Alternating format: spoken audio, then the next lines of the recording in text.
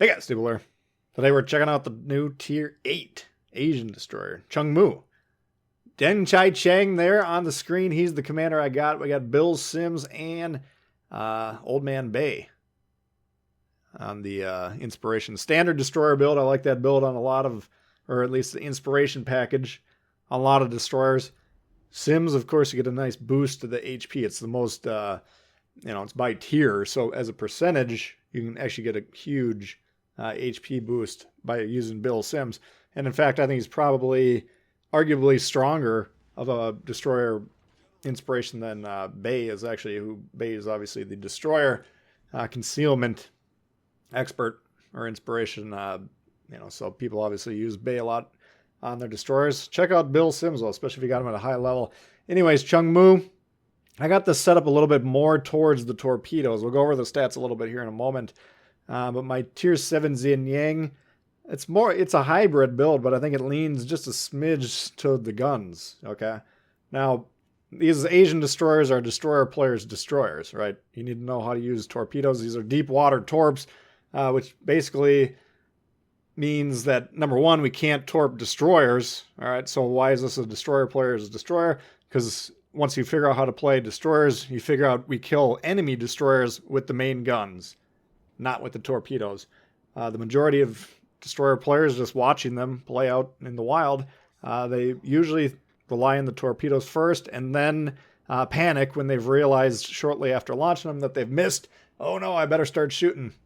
At that point in time, you've already downed 2 or 3 salvos of incoming damage and you're irretrievably behind in the HP trade game. So always, not always, but destroyer plays versus other destroyers usually involve the main guns, with the torpedoes being a little bit of a chance for a knockout punch, but not a reliable play. So these destroyers kind of force you to use those guns. But if you're still brand new and you always are finding yourself trying to torp enemy destroyers first and then shoot, keep learning the destroyers. And this might be a good line to practice with, frankly, because and it's a great line, Tier 7, Tier 8, extremely powerful. So consider it from that perspective. But again, if you're still learning destroyers, I think the Asians are a little bit more advanced in that regard. But the other factor kind of favoring the torpedoes on this, or what's the difference between the deep water torps? Yeah, we can't hit destroyers, but in terms of battleships and cruisers, well, these puppies come in and they're extreme hard to dodge. What's it all about? Concealment on the torps is great. I don't even write that down. I deal with reaction time when it comes to the torpedoes, which is a formula that examines the relationship between the speed of the torps and the detectability. How soon do those torpedoes appear on the enemy's screen, right? Like Japanese torpedoes, for instance, very fast moving, but very high detection.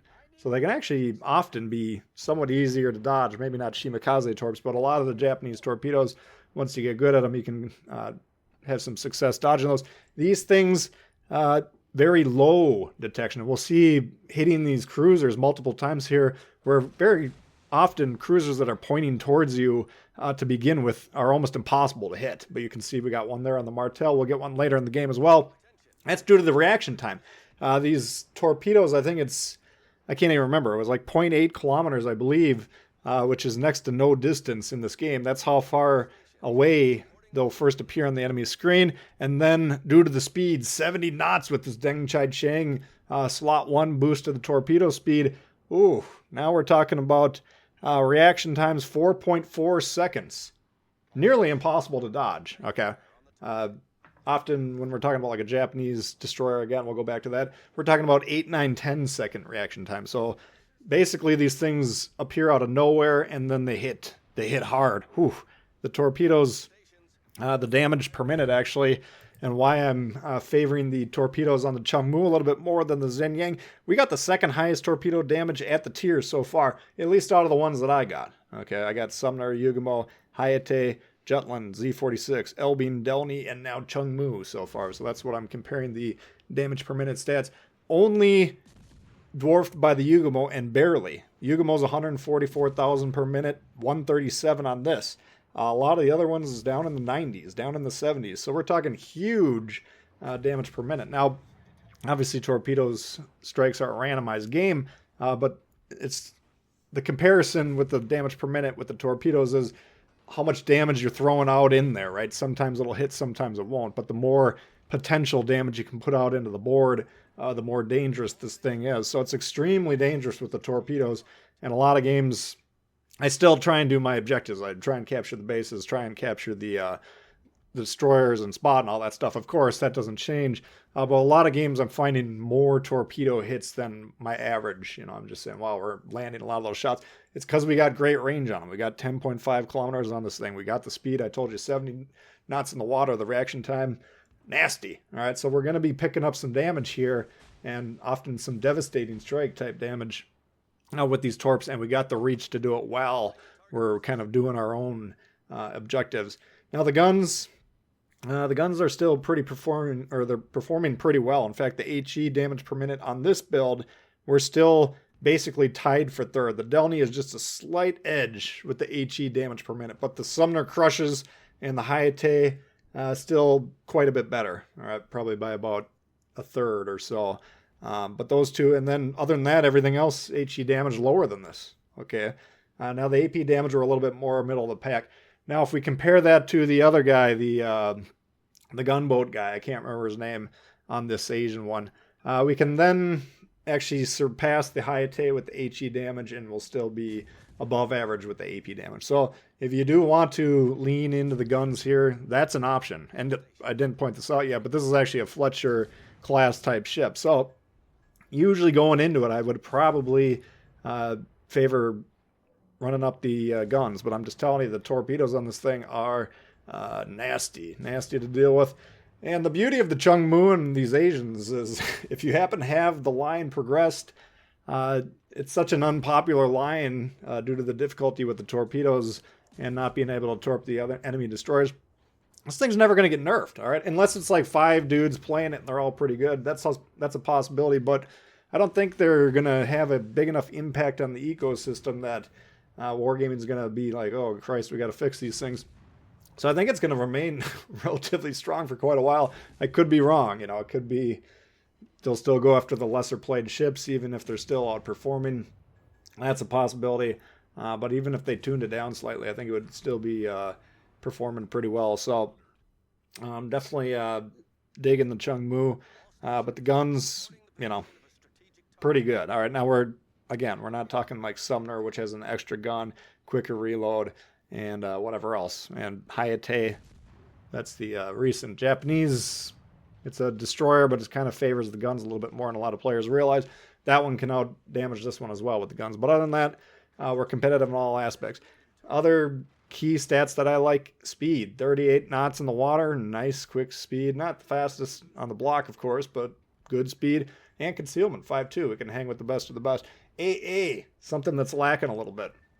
Now, we only got a 53 rating on this, which puts it at the bottom 3 or so, at least for the ones that I've unlocked so far. So, again, I haven't spec'd into this. Maybe after a nasty carrier targets me for 15 minutes and I get torqued off and put an AA build on it, that'll change. But as currently configured, it's kind of like, well, let's make sure we're not getting focused by the carriers. But not a lot of them populating these tier 8 and legendary tier games yet, so we'll just stay tuned for when that becomes a problem. All right, so jumping into this game here, we got about a third of it left or so. What have we been doing? Well, we've been trying to establish control over the middle here, okay? So this is just basically the same thing as domination mode, except for all the caps are in the middle of the bat instead of spread out horizontally or in whatever configuration they have normally. Oyster, not a bad gunboat by any means, but being handled by the Chung Mu, right? And you can see it right there. I'm being also supported by this mines here, and we've been pinging the mines for seemingly 20, 30 minutes now. One of the most dangerous ships. But when we're getting into the late game situations like this, whatever ship you're in, you got to be saying to yourself, okay, what's our win condition? And in this case, we're probably more reliably going to want to win on score, right? We have a huge score lead. They got a cruiser, they got a battleship. If played properly, technically the battleship could spot for the cruiser and they could pummel this guy. And then the cruiser could get in the middle of the map, turn on the sonar, completely shut me down, right? Like if they do that quick enough, they could win this game by executing that strategy. All right, so if I'm that battleship and if I'm the other cruisers and the other guys that I've been asking for the support, we want to get this mines off the board, right? Because he's the biggest threat to our win condition, which when we're talking about score, the ability to have scoring pieces, i.e. destroyers, alive late in the game. That's how you win reliably and score, right? If need be, I can sail away and allow the points to accumulate without dying. All right, so anyway, that's the situation we're left with now. Battleship dead. We got to run, and we can say to ourselves, okay, even if they get all 3 caps, if you do the math, that's 3 points per 5 seconds. So that's 6 points every 10 seconds. Blah blah blah. I think it comes out to just shy of 100 points if they get all 3 caps per minute. All right, so if they do that very quickly, they could probably win on score. But if we can slow them down, and they're not in a position to even begin capturing the middle 2 caps yet, so this is an option for them to pursue, and I think it's probably their best bet at this point in time. But they got to do it very quickly. All right, so all we got to do is really slow this down, allow those points to continue to climb, because if we get that lead increased enough where they mathematically can't catch us, then we've won the game, right? We don't have to do anything crazy. I was talking about torp and cruisers that are pointing at you earlier. We hit the Martel.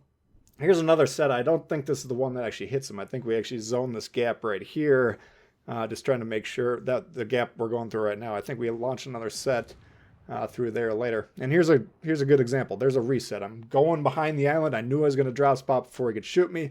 4 resets. Boom. That slows down the capture, right? That's a good scoring play there and helps increase the odds of us to win the game.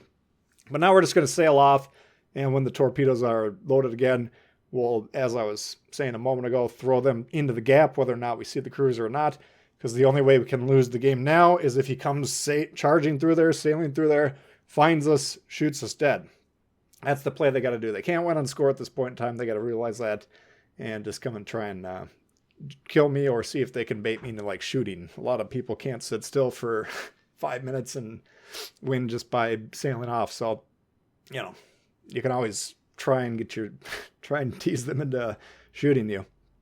Anyway, getting back to the Chung Mu itself, I think it's damn good. All right, now I'm a big proponent of Zen Yang. Those of you guys that watch the channel a lot know that. Periodically, I do ratings of the tier ships and by classes, and Zen Yang's either been on the top or been near the top pretty much every time I've done those since it's come out. All right, now I think Chung Mu, early returns, right? We don't have as many of the nations yet. I don't have all the currently available destroyers. I don't have the Mogador or whatever the hell that one is, and we need the Japanese gunboat Kitakaze as well. All the ones that are even in the game right now, and there's still more lines, I believe, coming, right? We need the Europeans and whatever else. Maybe an alternate Russian one, it looks like, and, you know, there'll be more premiums added too. So not as many options to choose from, but I think statistically, looking at the damage per minute and playing it now, 10, 15 games into playing this thing, seeing the versatility and seeing the strengths in all these different situations. Yeah, not having torps that can hit a destroyer is a disadvantage. I'm not trying to sugarcoat it.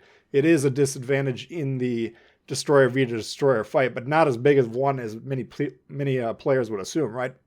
Because again, the torpedoes are just a small chance to end the fight quickly, right? It's not a reliable play. It should always be the torpedoes should be launched while you're in between shots with your main guns. Okay, if we're fighting destroyers, we're committed to doing it to the death. We're doing it by guns 9 out of 10 times. All right, so not that big of a deal. But against cruisers and battleships, these things are potent, dangerous, and deadly. All right, the reload, I think it's about 82 seconds or whatever it is, and it's quite quick. So we're just kind of teasing them a little bit. Go ahead and fire the shot. I want to get them to turn into those torps, actually. That's not a completely wasted play there. Threw the torps out there, saw he was turning, saw, okay, well, if we tell him where we are, he'll turn right towards us. Maybe we can actually hit him and sink him there. But you can see the score at this point in time, not relevant. All I can do to lose is get spotted, basically. So Chung Mu, Xian Yang, 2 great offerings. Interested to see what the legendary tier Asian destroyer looks like whenever it comes, but so far the top end of the Asian destroyer line is quite potent and definitely worth the grind, even if the lower tier ones don't necessarily capture the imagination. But to be honest with you, a lot of lower tier destroyers are kind of ho-hum, so I wouldn't let that slow you down. Anyway, that's going to be it for the Chung Mu. I'll let the scoreboard show up here in a moment, of course, but as for the commentary, that'll do it. So hopefully you guys did enjoy it.